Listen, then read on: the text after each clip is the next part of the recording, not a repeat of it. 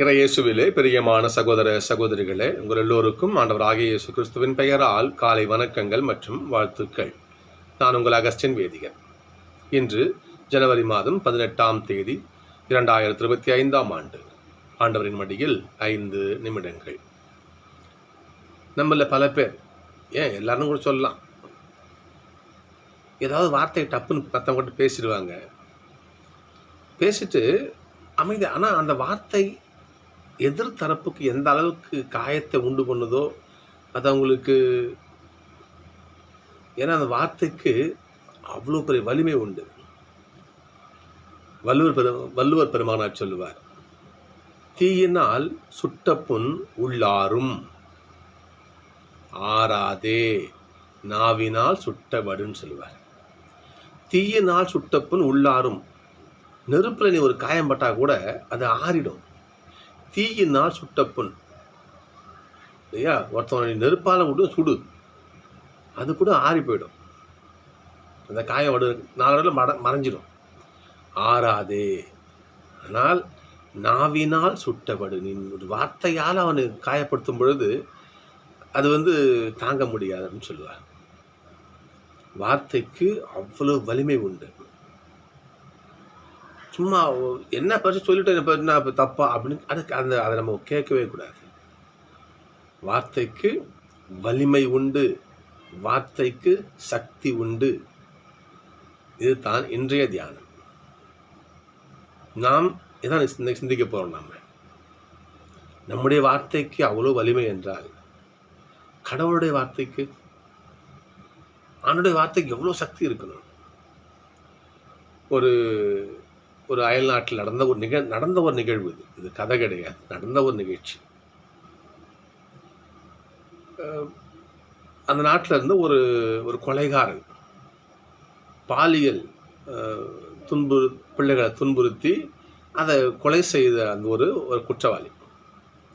படிக்கின்ற குழந்தைகள், மாணவிகளை 7 பேரை இந்த ஒரு ஆண் என்ன பண்ணிருக்கிறான், பாலியல் துன்புறுத்தல் செய்து கொலை செய்திருக்க, மிக கொடூரமான கொலை செய்திருக்கிறார். அவனுக்கு அந்த கோர்ட் என்ன பண்ணுதுன்னா, அந்த நாட்டு கோர்ட்டு தூக்கு தண்டனை ஒரு தேதி அறிவிச்சிச்சு. இன்னைக்கு தூக்கில் போடணும். அது வரைக்கும் சிறை தண்டனை, ஜெயிலில் இருக்கிறான். அப்புறம் ஜெயிலில் இருக்கும் பொழுது ஒரு ஃபாதர் அந்த சிறை விசிட்டுக்கு போகிறது வழக்கம். ஜெயில் விசிட் கைதிகள் விசிட் பண்ண போகிறது வழக்கம்.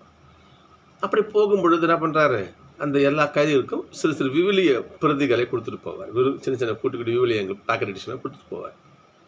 அதை அந்த கைதிகள் வாசிப்பாங்க. அதில் இந்த கைதியும் ஒருவன். இவன் என்ன பண்ணுறான், டைம் பாஸ் ஜஸ்ட் வாசிக்கும் பொழுது இவனை கவர்ந்த ஒரு பகுதி விவிலியத்தில், மன்னிக்க மறுத்த பணியாளர். கடவுள் நம்மளை மன்னிக்கிறாரு, நாம ஏன் மன்னிக்க மாட்டோம்? நாம ஏன் மன்னிப்பு கேட்க மாட்டோம்? ஏன் மன்னிப்பு கடவுள்கிட்ட இறஞ்ச மாட்டோம்? நாம நம்முடைய பாவத்தையும் ஒத்துக்க மாட்டோம்? இது இப்போ வினாக்கள் மனசில் எழுந்திருக்குது. ஒரு நாள் என்ன பண்ணிருக்கிறான், அந்த சிறை அதிகாரிகிட்ட போயிருக்கிறான். போயிட்டு, சார் ஒரு சின்ன ஒரு வேண்டுகோள் சார். என்ன அப்படின்னா சொல்லுப்பா, எனக்கு கடிதங்கள் சில லெட்டர் எழுதணும், சில போஸ்ட் கவர்ஸ் கொஞ்சம் கிடைக்குமா? யாருக்கு எழுத போகிறேன்? இல்லை, நான் பாலியல் துன்புறுத்தல் பண்ணி நான் கொலை பண்ணனே, அந்த சிறுமிகள் 7 பேர், அந்த 7 பெற்றோருக்கும் நான் மன்னிப்பு கேட்டு கடிதம் எழுதணும்னு ஆசைப்பட்றேன். கொஞ்சம் உதவி செய்யுங்க சார், ஒரு கடிதம் பண்ண எனக்கு அனுமதி கொடுங்க அப்படின்னு கேட்க. சரி, நான் மேலதிகாரிட்ட பேசிட்டு சொல்கிறேன். போய் கேட்குறாங்க. சரி கொடுங்க, என்ன படித்து பார்த்துட்டு நீங்கள் தாராளமாக போஸ்ட் பண்ணுங்கள் அப்படியே அனுமதி கிடைக்கும். அவன் கடிதம் எழுதுகிறான். அம்மா பெற்றோரே, நான் இந்த மாதிரி இந்த கொலை குற்றம் உங்கள் பிள்ளைகள் இந்த மாதிரி பண்ணிட்டேன். நான் சாக போகிறேன். சாகத்துக்கு முன்னாடி மனசாரம் கூட மன்னிப்பு கேட்கணும்னு ஆசைப்பட்டேன். அம்மா மன்னிச்சிருக்குமா சொல்லிட்டு அவன் கடிதத்தில் எழுதி போஸ்ட் பண்ணுறான். இதை அந்த பெற்றோர்கள் என்ன பண்ணுறாங்க, வாங்கி வாசிக்கிறாங்க. அந்த பெற்றோர்களுக்கு உள்ளுக்குள்ளே ஒரு எண்ணம், மனசு மாறிட்டான் போல இருக்கு, நல்ல பையனை திருந்தி வாழ ஆசைப்படுறான். அவன் செத்து என்ன ஆக போகுது? அதனால் நம்ம புள்ள செத்து போச்சு, இதுக்கு மேலே புள்ள உசுரோட வரப்போகிறது கிடையாது, இதுக்கு மேலே என்ன பண்ண முடியும்? அவங்க என்ன பண்ணுறாங்க, அதை அப்படியே விட்டுட்டாங்க. இருந்து என்ன பண்ணுறாங்க, அந்த சிறை அதிகாரிகளுக்கு இந்த 7 பெற்றோரும் அவங்க ஒரு ஒரு ஒரு ஒரு ஆப்ளிகேஷன் வைக்கிறாங்க. ஐயா, அவன் கடிதம் நாங்கள் பார்த்தோம், பார்த்ததில் மனசார மன்னிப்பு கேட்குறான். இது எங்களுக்கு இல்லை, உங்களுக்கு இது சரின்னு பட்டா அவன் மரண தண்டனையை கொஞ்சம் அந்த சாவுலேருந்து காப்பாற்றி ஆயுள் தண்டனையாக கூட மாற்றி வச்சு வைக்கிங்களேன், அவன் உசுரை எடுத்து இப்போ என்ன பண்ண போகுது என்று ஒரு சின்ன ஒரு வேண்டுகோள் வைக்கிறாங்க. சரிம்மா, நாங்கள் பார்க்குறோம், நீங்கள் போங்க என்று சிறை நிர்வாகம். இப்படியே இந்த செய்தியானது என்ன பண்ணுது, அந்த அந்த சிறை வளாகம் அப்படி அப்படி அந்த ஊரில் இந்த நாடு முழுக்க அப்படியே அந்த அந்த கைதியை பற்றின செய்தி அப்படியே பரவுது. இதே போல் ஒரு கொடுமையான பள்ளி குழந்தைகளை கொலை செய்த கொலை குற்றவாளி நான் திரும்பி ஒரு மன்னிப்பு கடிதம் எழுதிக்கிறான் சொல்லிட்டு அந்த செய்தி பரவுது. இந்த செய்தி அரசாங்கம் வரைக்கும் போய் எட்டுது. அரசாங்கம் செய்து போய் எட்டுது. அப்போ அந்த அரசாங்கம்லாம் அந்த பிரதமர் அவங்களாம் பார்க்குறாங்க, அப்படிப்பட்ட ஒரு ஆளா, சரி அவனுக்கு மரண தண்டனை ரத்து பண்ணிட்டு ஆயுள் தண்டனையாக கொடுங்க என்று அந்த ஒரு அறிவிப்பை அந்த அரசாங்கம் வெளியிடுகிறது. சரி, உயிராக இருக்கட்டும், மனசு மாறிட்டான், ஜெயிலில் தப்பு செஞ்சு தப்பு தான், ஜெயிலில் இருக்கட்டும். அவன் ஜெயிலே அவனுடைய நடவடிக்கை மிகவும் இது ஒரு மேன்மையான ஒரு நடவடிக்கையாக அங்கே இருக்குது. சிறையில் அவன் முன்னர் தான் அந்த மூர்க்கத்தனத்தை விட்டுட்டான், அந்த வெறி பிடிச்ச அந்த விட்டுட்டான். அமைதியாக தினமும் இருப்பான், பைபிள் படிப்பான், 4 பேருக்கு அதை சொல்லுவான். அங்கே போயிட்டாங்க நம்ம சிறை வேலைகள்லாம் செய்வான். எல்லாம் நம்மளோட வாழ்க்கை மிக அமைதியாக போகுது. இந்த செய்தியும் அரசாங்கத்தை எட்டுது. அப்போ ஒரு நாளில் ஒரு விடுதலை நாள், என்ன பண்ணுவோம், கைதிகளை விடுதலை பண்ணுறோம், ஒரு நாள் வரும். இதை போல் ஒரு நாள் என்ன பண்ணுறாங்க, அரசாங்கம் இவ்வளவு நல்ல மனுஷனை மாறினவனை ஏன் நம்ம ஜெயிலில் வச்சுக்கணும், ஆனால் விடுதலை செய்கிறார்கள். அப்படி விடுதலையான அந்த குற்றவாளி, அந்த மனிதன் பிற்காலத்தில் அந்த நாட்டில் மிக பெரும் போதகராக மாறுகிறார்.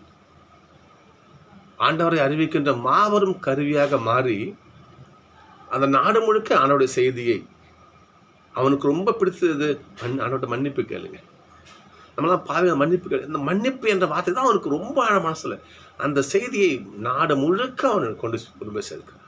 ஆண்டவர் மன்னிக்க கொண்டவர் இந்த செய்தியெல்லாம் சகோதரர்களே, ஒரு விவிலியம் ஒரு ஒரு ஒரு மூர்க்கனை எந்த அளவுக்கு பாதித்து அவனுடைய வாழ்க்கையே புரட்டி போடுகிறது. இன்றைக்கு முதல் வாசிக்கிறோம், கடவுளுடைய வார்த்தை உயிர் உள்ளது, ஆற்றல் மிக்கது. அந்த வார்த்தை செத்துப்போன வார்த்தை கிடையாது, உயிருள்ள வார்த்தை. நீ அந்த வார்த்தையை அது உயிராக இருக்குதுன்னு நம்பி அதை வாசிக்கின்ற பொழுது அந்த வார்த்தை உன்னுள்ளே செயல்படும்.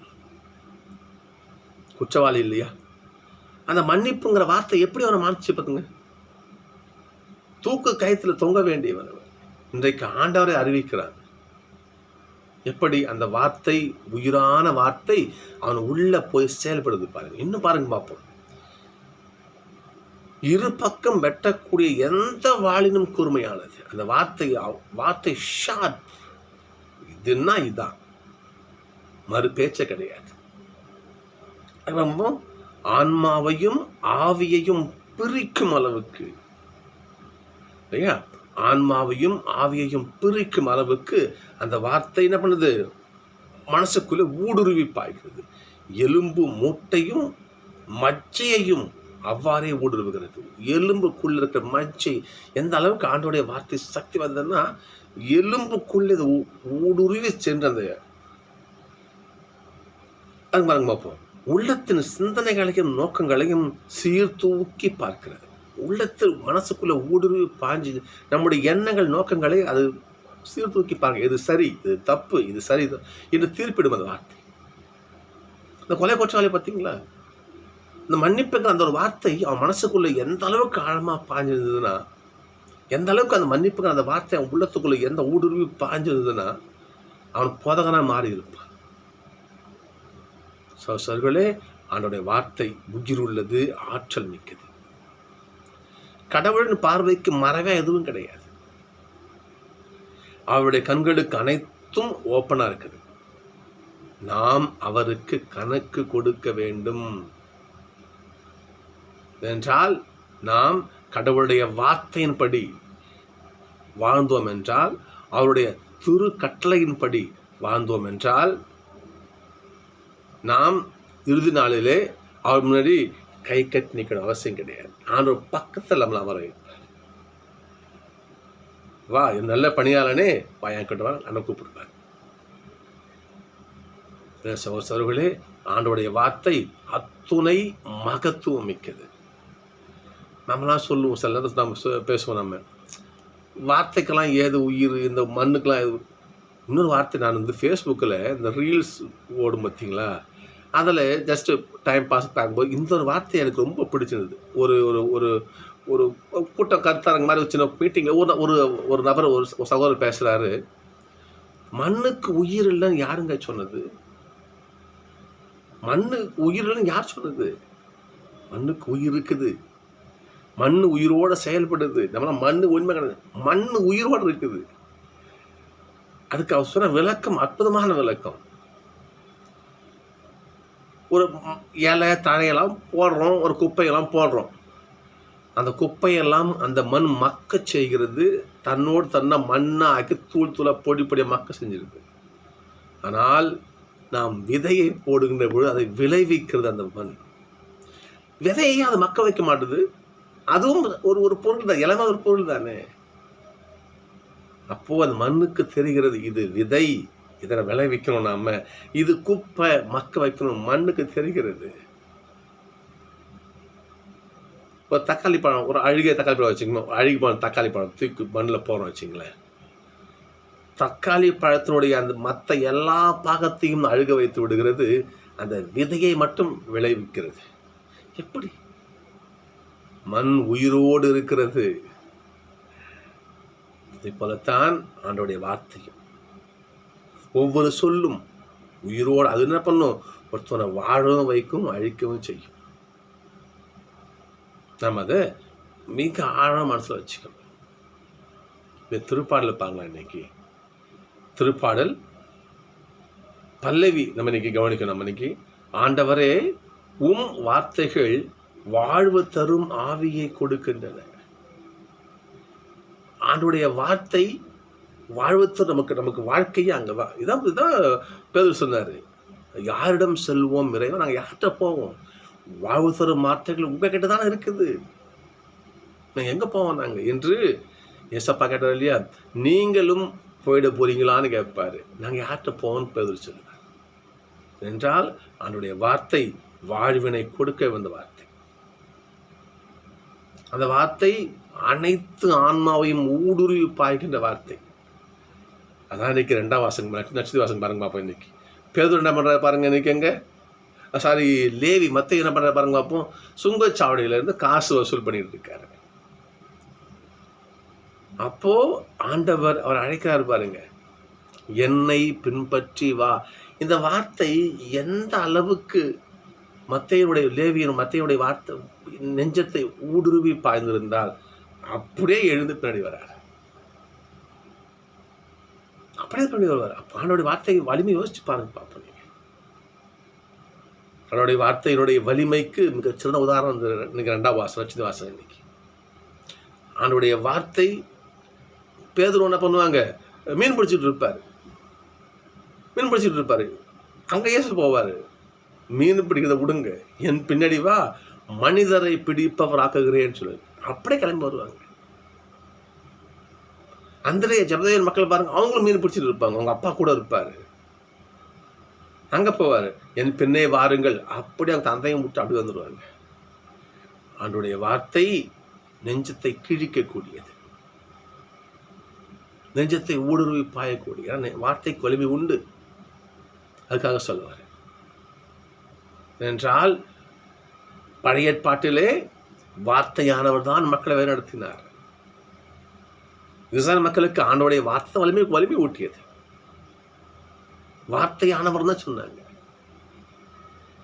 ஆண்டவருடைய வார்த்தை அடங்கிய 10 கட்டளை தான் உடன்படிக்கை பேழ சுமந்துகிட்டே போனாங்க.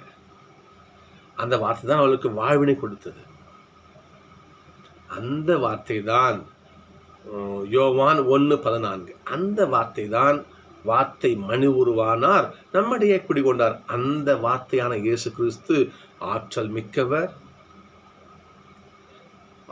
உயிருள்ளவர், அனைத்தையும் ஊடுருவி பார்க்கக்கூடியவர்.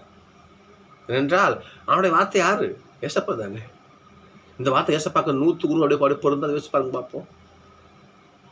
அவருடைய வார்த்தை யாரு? ஏசப்பா.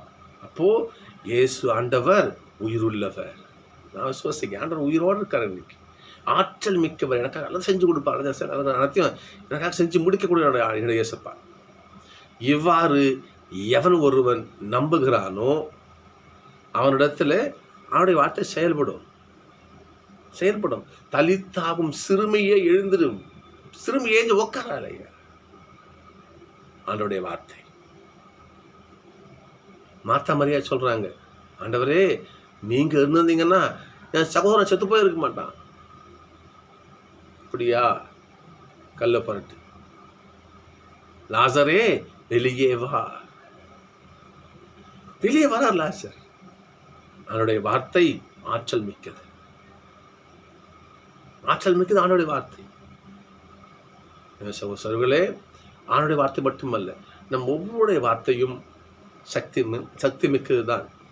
ஏன் சொல்றேன்னா, நம்ம ஈஸியாக ஒருத்தர் மனமாக பேசிட்டு போயிடுறோம். அந்த வார்த்தையினுடைய வலி அவங்களுக்கு எந்த அளவுக்கு இருக்குங்கிறது நம்ம அதை யோசிச்சு பார்க்க மாட்டோம். யோசிச்சு பார்க்கணும். நம்ம இவ்வளோ சொன்னமே அது மனசோடு அவங்க என்ன கஷ்டப்படணும். இப்போ நம்ம யோசிச்சிருக்குமா, கணவன் மனைவி வச்சுங்களேன். கணவன் தன் மனைவி எப்போ இழிவுபடுத்தி பேசுவோம், அவ்வளோ பேசுவாமான்னு போயிட்டு இருப்போம். அந்த வார்த்தைகள் அந்த பெண்ணுக்குள்ளே உட்காந்து மனசுக்குள்ளேயோ அரிச்சு மனசு எவ்வளோ. மனைவி கணவனுக்கு வார்த்தை சொல்லிட்டு போயிடும் வச்சுக்குமே, எப்படி அந்த வார்த்தை மனசுக்குள்ளே வச்சு பாருங்க. அப்போ உண்டு. தந்தை மகளை, மகள் தந்தையை, மகனை. ஆக வார்த்தை உயிருள்ளது சகோதரர்களே. வார்த்தை ஆற்றல் மிக்கது. நீ அன்பா சொல்லு, அந்த அன்புக்கு, அந்த அன்பான வார்த்தைக்கு எதான் நீ என்ன பேசுறியோ அது உனக்கு கிடைக்கும். வார்த்தைக்கு வலிமை உண்டு. எனவே நம்ம வாழ்ந்த காலத்தில் நல்ல வார்த்தைகளை பேசுவோம், அன்பான வார்த்தைகளை பேசுவோம். என்றால் வார்த்தைக்கு வலிமை உண்டு, வார்த்தைக்கு ஆற்றல் உண்டு, வார்த்தை உயிருள்ளது. எப்படி ஆண்டோடைய வார்த்தை உயிருள்ளது, நம்முடைய வார்த்தை உயிருள்ளது தான். அந்த வார்த்தை பிற உள்ள போயிட்டு என்ன பண்ணும், மாற்றத்தை உண்டு பண்ணும். அது நல்ல மாற்றமாக இருக்கணும், கெட்ட மாற்றமாக இருக்கக்கூடாது. சிந்தித்து பார்ப்போம் சகோதரர்களே. நாம் இன்றைய நாளில் ஒரு முடிவு எடுப்போம். நான் பிற மனமாக பேச மாட்டேன். பிறருக்கு ஆறுதல் முதலுக்கு ஒரு ஞாபகத்துக்கு வருது. நாங்கள் எங்கள் அன்பியத்திலிருந்து நிறையா ஹோமுக்கெலாம் போவோம். எங்கள் ஊருக்கு பக்கத்தில் ஒரு லெப்பர்சி தொழுநோயால் பாதிக்கப்பட்ட மக்களுடைய ஒரு மையம் இருக்குது. அடிக்கடி அங்கே போகிறது வழக்கம். அங்கே போயிட்டு அந்த சகோதரி பார்த்து, அங்கே போனால் போதும், அந்த இருக்கிற பாட்டி தாத்தாங்கெல்லாம், எப்பா கொஞ்சம் உக்காரமா, கொஞ்சம் பேசுகிறேன். தாத்தா பாட்டி பேசுவாங்க நம்மகிட்ட, கொஞ்சம் உக்காராம்ப்பா, நான் கொஞ்சம் பேசுகிறேன் எப்பா.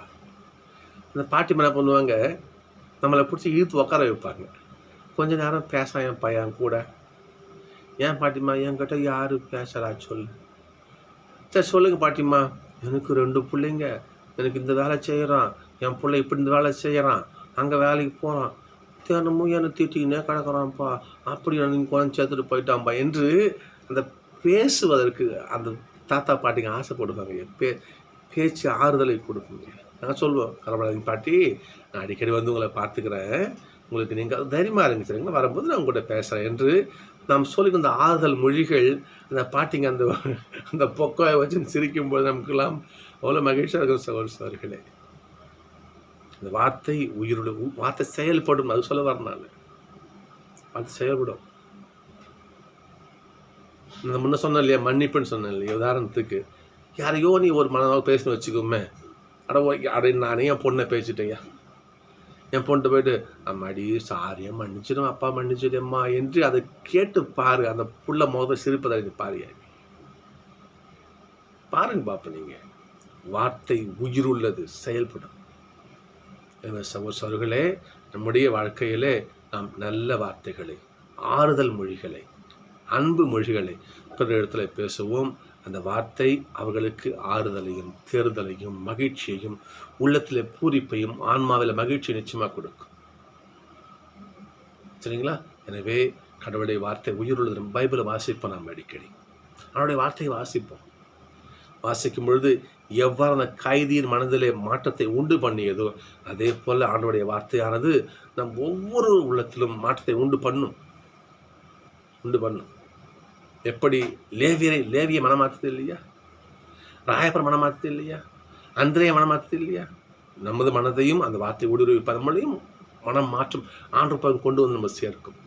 எனவே நம்முடைய வாழ்க்கையிலே கடவுளுடைய வார்த்தை நல்ல பலனை கொடுக்க ஜெபிப்போம். நிச்சயம் கடவுள் நம்மை கரம் பிடித்து காப்பார். சந்திப்போம்.